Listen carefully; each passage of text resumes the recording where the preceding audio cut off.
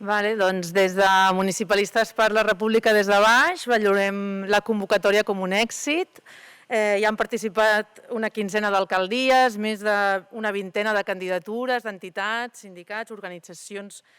polítiques. Avui creiem que s'ha demostrat que els municipis, que són l'administració més propera a la ciutadania, té un interès en coordinar-se i en actuar davant d'aquesta pujada abusiva dels preus de la llum i davant de les conseqüències que això tindrà per a les llars i per al teixit local. Avui és una primera trobada que s'enceta un treball de coordinació municipalista a la que esperem que s'hi puguin sumar encara més candidatures d'Esquerra, republicanes, feministes, ecologistes d'arreu del territori, on es pugui coordinar diverses accions i mesures que es puguin encetar conjuntament. El resultat de la trobada d'avui es traduirà en un decàleg d'accions conjuntes que es poden començar a activar, que alguns municipis ja tenen activades, d'altres que estan estudiant. Aquest decàleg de mesures el traslladarem a una comissió tècnica que convocarem properament i entre les mesures que estudiaran hi ha des d'un retorn de rebuig i altres mobilitzacions en aquesta línia, creacions i coordinacions d'oficines d'assessorament i de persones afectades per les grans companyies o la reclamació d'auditories independents de la xarxa de distribució amb participació ciutadana. Doncs molt breument, nosaltres, i per posar-nos en context una mica des de l'òptica municipal, en aquest cas jo com a alcalde, però moltes de les alcaldies que han vingut aquí, el que hem estat explicant és que en el fons aquest és un pas més, una etapa més en el viacrucis que estem vivint en aquesta legislatura municipal. Va començar l'estiu del 2019 amb una carta que vam rebre als ajuntaments amenaçant-nos en tallar la línia de la llum, el corrent elèctric a les famílies més vulnerables si els ajuntaments no assumim el 50% del suposat deute que havia calculat la companyia Endesa. La segona etapa d'aquest viacrucis va venir amb dos temporals, el Glòria i el Dana, de gener i abril del 2020, en què molts barris, moltes ciutats, molts carrers de Catalunya es van trobar com la xarxa elèctrica en un estat molt deficitari des de feia anys queia i no es restablia en els temps que considerem raonables pel que fa a la companyia, però a més no es donava la informació de forma transparent. Després, en plena pandèmia, en ple confinament absolut, molts ajuntaments vam veure com se'ns impedia rebaixar la potència contractada d'equipaments públics que normalment tenen una gran despesa, no només de consum de llum, sinó ja de potència contractada, com són, per exemple, els equipaments esportius, biblioteques, teatres, etc. I, per tant, així se'ns dificultava un cop més, en un moment de crisi sanitària mundial, que poguéssim estalviar una part de la nostra despesa elèctrica i, per tant, aquesta quarta etapa d'aquest viacrucis, que és aquest augment desorbitat i desmesurat de la factura elèctrica, tampoc és que ens hagi agafat per sorpresa. Per tant, molts ajuntaments ja havíem començat a fer iniciatives, ja havíem començat a fer experiències, ja havíem començat a posar en marxa un seguit d'elements per treballar-hi que avui hem compartit. Avui la xifra us l'ha donat el Sergi, però aproximadament una trentena d'ajuntaments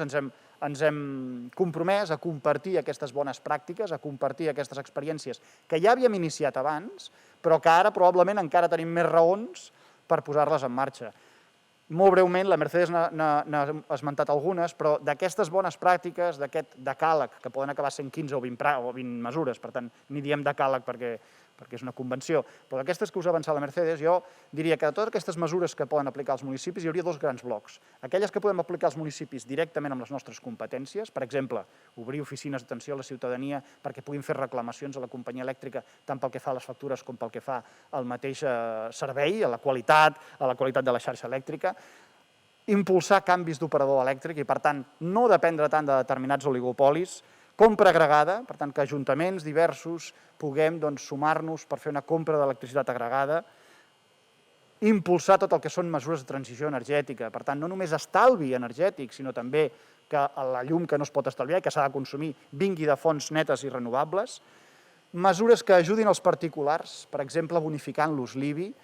o facilitant-los tots els tràmits municipals perquè puguin ells també fer aquesta desconnexió de la xarxa principal. I després hi ha un paquet de mesures que no depenen tant dels ajuntaments, però que els ajuntaments podem ajudar a desbloquejar, que són eines supramunicipals. Aquí tenim des d'eliminar traves, que sovint determinades administracions no faciliten que alguns ajuntaments que avui han compartit propostes pioneres i realment innovadores precisament perquè són pioneres i innovadores, es troben a vegades en un atzucac administratiu i burocràtic que fa que no puguin avançar en el seu recorregut. La dificultat, insisteixo, en ser pioners en algunes d'aquestes mesures i, per tant, que realment, si no hi ha un suport per part de Consells Comarcals, Diputacions, Generalitat, Àrea Metropolitana, doncs són molt difícil tirar-les endavant. Mesures també de condicionament i fiscalització pel que fa a les subvencions que arriben a vegades de la Unió Europea o d'altres estaments i que s'apliquen sota el paraigües de transició energètica i que no sempre van a parar a llocs en què realment es redueix les emissions de CO2 i, per tant, es redueix el consum i la dependència energètica actual, o alguna de les últimes que han sortit i que ha comentat la Mercedes, per exemple, demanar a la Generalitat, com han fet ja alguns ajuntaments, i si ho fa un o dos té un impacte, però si ho fan 15 o 20 té molt més impacte, de demanar que se'ns transfereixi la capacitat sancionadora per, precisament, sancionar les companyies elèctriques quan l'estat de la xarxa és clarament deficitari. Si no ho fa la Generalitat, en aquest cas la Direcció General d'Energia, doncs que ens transfereixin aquesta capacitat sancionadora als ajuntaments perquè puguem fer-ho directament nosaltres. I finalment aquesta que s'ha dit en l'últim moment, també de sumar-nos i convidar els ajuntaments a que s'assumin a aquesta associació municipalista pels productors d'energia. Aquests serien els dos grans blocs de mesures, les municipals, les supramunicipals, però al final hem de ser conscients que si aquestes mesures no venen acompanyades d'un suport social, transversal, plural, doncs al final hi ha una part de la mobilització que també s'haurà de fer a aquests nivells i per tant també a les properes setmanes animarem a que bona part de la ciutadania acompanyi aquestes mesures amb petits actes, amb mobilitzacions, amb actes més o menys simbòlics, més o menys reivindicatius, però que al final aquesta és una lluita compartida i transversal i l'hem de fer institucions, entitats, petites i mitjanes empreses, autònoms, ciutadania, tots de la mà.